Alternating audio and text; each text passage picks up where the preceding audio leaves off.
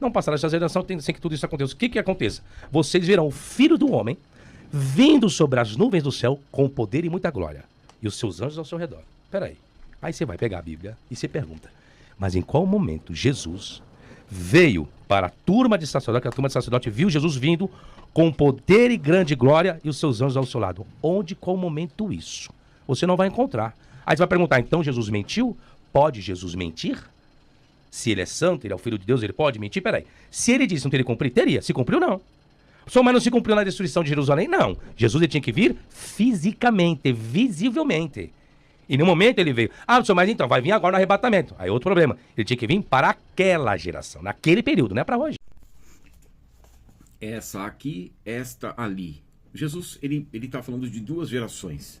A geração contemporânea à sua encarnação e a geração do novo Estado de Israel a partir de 1948, que ia presenciar o seu retorno físico. Por isso a expressão, e em verdade vos digo que não passará esta geração, aquela que viria a florescer. A perícope, ou seja, aquilo que gerou a pergunta do capítulo, foi por causa do capítulo 23 e a explicação no capítulo 24. Os discípulos perguntam, quando sucederão essas coisas? Que sinal haverá da tua vinda e consumação do século? Jesus está lá no monte do templo, que é Sião, e ele é rejeitado pela cúpula política e religiosa da nação de Israel. E dos versos 13 a 36, ele desfere 8 ais, sinal de juízo contra a geração contemporânea à sua encarnação. Anás, Caifás, o templo, os escribas, os fariseus.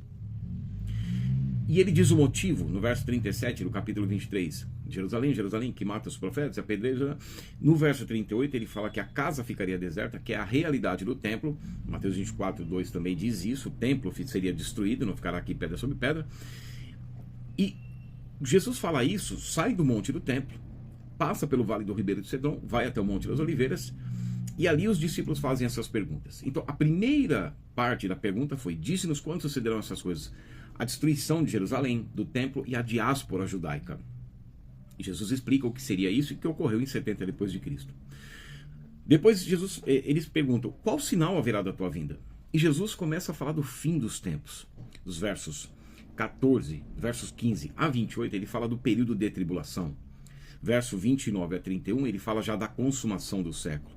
E Jesus diz assim, para identificar esse tempo, ele começa a falar, os versos 32 a 34 de Mateus 24, da parábola da figueira, ou seja, do novo Estado de Israel, a partir de 1948, cumprindo o vale de ossos secos, Jeremias 30, 19, os judeus aumentando em número, poderio bélico, poder econômico, agrônomo, com os kibbutz, né, o sistema de irrigação dos kibbutz.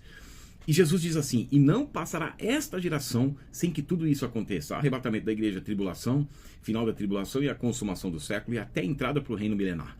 Então Jesus não está falando da geração contemporânea à sua encarnação, mas está falando de uma geração futura, aquela que a partir de 1948 iria florescer, cumprindo então inúmeras profecias bíblicas com relação ao Estado de Israel, geopolítica, o cerco das nações. Então essa geração que nós estamos vendo hoje, assim também vós, quando virdes todas essas coisas, sabei que está próximo às portas, o fim está próximo. Então, essa geração do retorno de 1948 é a que vai presenciar o retorno físico do Senhor Jesus nas nuvens do céu, pisando no Monte das Oliveiras, cumprindo ali Zacarias 14, Ezequiel 43, 44, em todas as profecias concernentes à consumação do século.